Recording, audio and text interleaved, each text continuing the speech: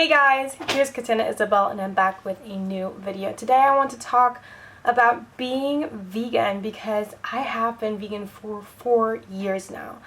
I started on New Year's Day in 2016, so I've been vegan for 16, 17, 18, 19. Therefore, it's now 4 years. I just can't believe how fast time has passed.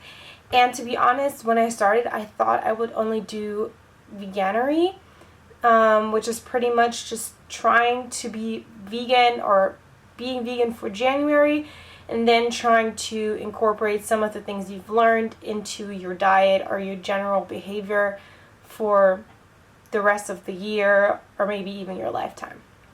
But I have decided to just stay vegan in general, and I just want to talk about a couple of the topics that I wrote down here, and those will be, first of all, like how much I'm actually vegan, but we'll get into what I mean by that later on. Then my reasons for being vegan, what kind of documentaries I watch. I don't remember all of them, but I'll try to link some in the description box down below, and also kind of what I got from them. What has changed for me personally, like how my weight changed, how maybe anything other than that changed for me, and also how my blood is. So I've been doing tests pretty much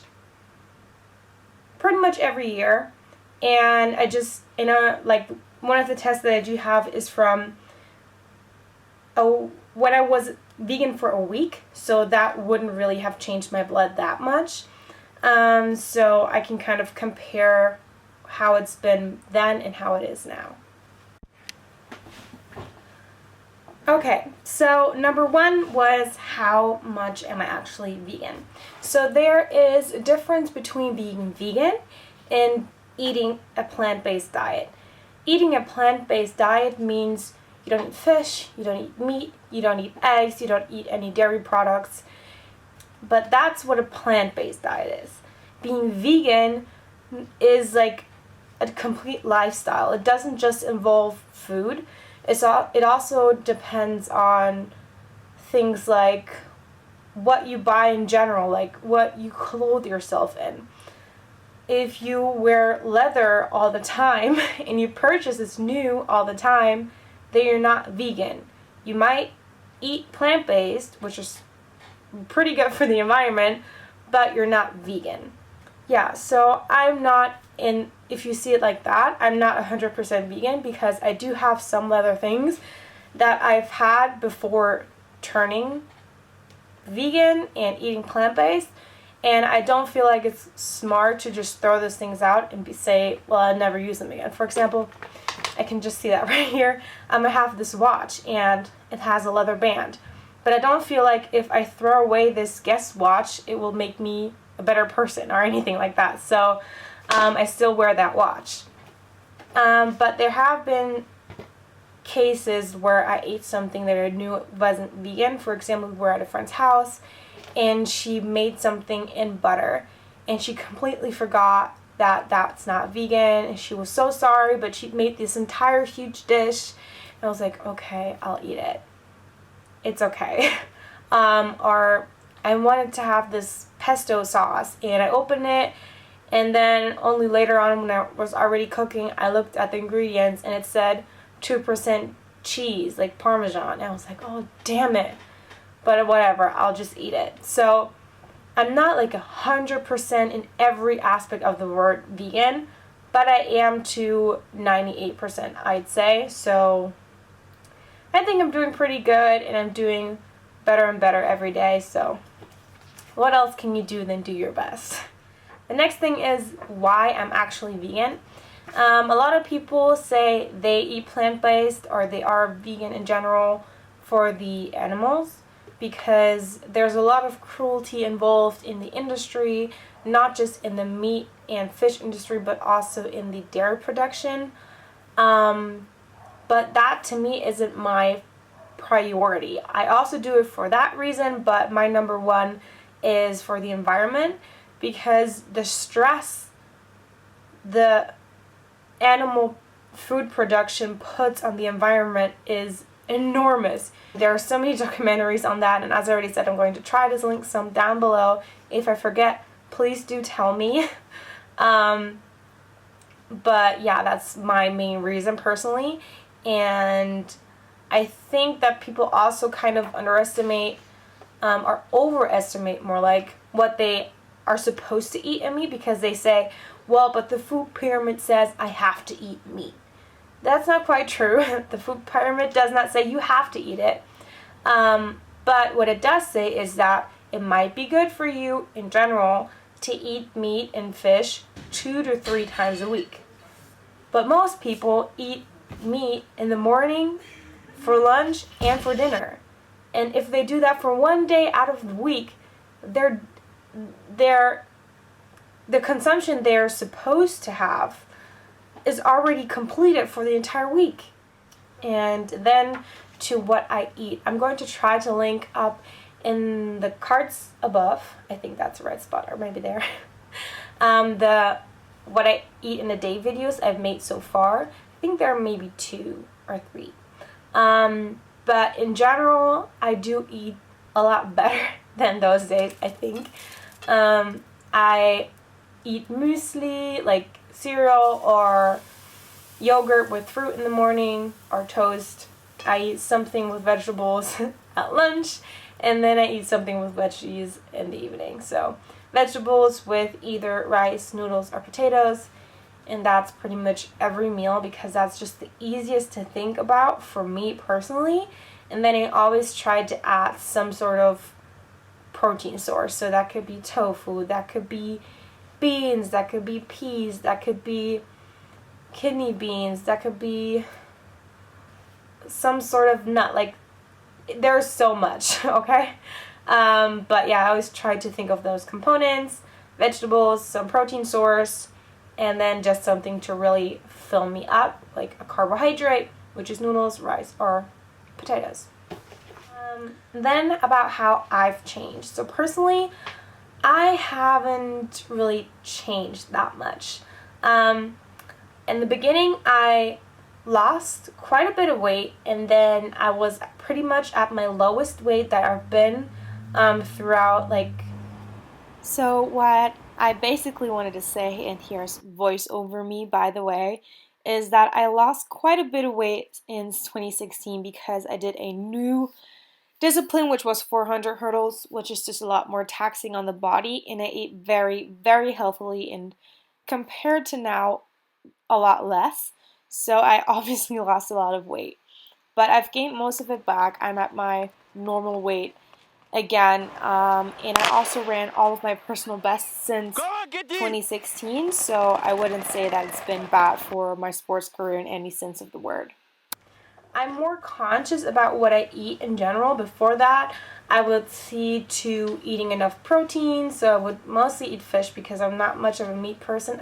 Well, now obviously not, but even before that, I wasn't really a meat person. I rarely bought and made, like, cooked meat for myself, but I did cook salmon a lot.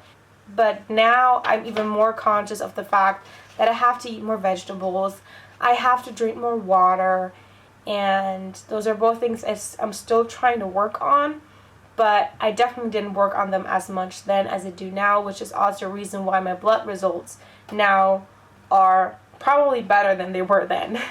And now that we're already on the topic of blood, I'm going to show you guys my blood work because I don't really mind or have a problem with that. But yeah, you can pause the video and just look at what I have in the... So on the very right, it says like where you're supposed to be, and then on the different dates, you have what my numbers, where these are obviously in German because I live in Germany and therefore my test results are given back to me in German. Makes sense. But it always says on the right hand side of the number if it's off. So if there's a plus, you have too much. If there's a minus, you have too little of whatever it is. But as you can see, everything that was minus back in 2016 is still minus. Everything that was plus in 2016 is still plus. MCK in the bottom is what your body puts out when you're under stress. So if you train, for example, and I've either gone a day after training or less than that. So I've rarely not had training like days and weeks prior to making any of those tests, which is why it's always more. And I remember back in 2016, I actually had a really hard workout before I went, like the one in summer of 2016, or almost fall. But that's why that number is so high. And I'll probably rarely be beneath the usual normal number because I put my body under more stress than the average person because I train. Oh yeah, one thing that wasn't that good for some time was my ferritin levels, like eisen. I'll have to put the word on the screen because I can't think of it in English at the moment. But that was pretty bad for me then, and then I had to take tablets. And that's pretty much the only thing that got really bad for some time, but that was also, as I already said, when I did 400. We have B12. So the one thing that people always say that if you go vegan or even just vegetarian that you're supposed to kind of take care of and always look after is B12.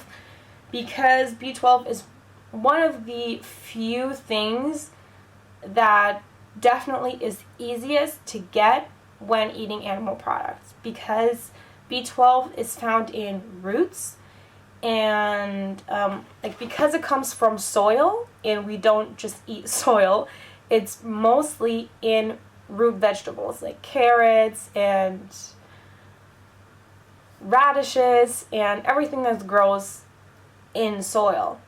So what a lot of animals do is eat things directly from soil. So therefore, if you eat their meat, you'll get the B12 easier than trying to eat the same amount of beets and just soil in general as the animals do. So it's kind of hard to get that one, but I'm still pretty good actually, even though I've kind of fallen behind now that I look at it. Back in 2016 I had 458, now I have 220, which is just half of that. And I'm supposed to be between 187 and 883. So I should definitely look into that, and I'm going to have to, I guess. But actually my boyfriend's mom gave me vitamin B tablets for Christmas, so that's just perfect. I kind of wanted to round up my 4 years of being vegan. I think I've grown a lot more conscious about what happens around me, not just with what I eat, but also with what I purchase in general. I don't want to buy products that are tested on animals. I don't want to buy products that have animal skins or furs or whatnot on it, in it, anywhere around it. That's something that's really changed about me, and I'm really proud of that because I've grown more conscious and more eco-friendly in general, not just with being vegan, but trying to produce less waste, buying less things in plastic, and just kind of trying to be the overall deal. So if you don't want to become vegan or even vegetarian, then I think a good start is to try to be a little more conservative with what you own and try to look into where things come from that you buy. If you have any questions, just comment down below. I'll be happy to answer them.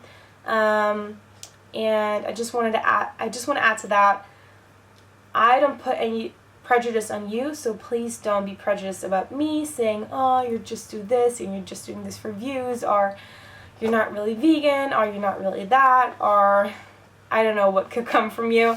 I'm just saying I try to do the best I can, and that's all.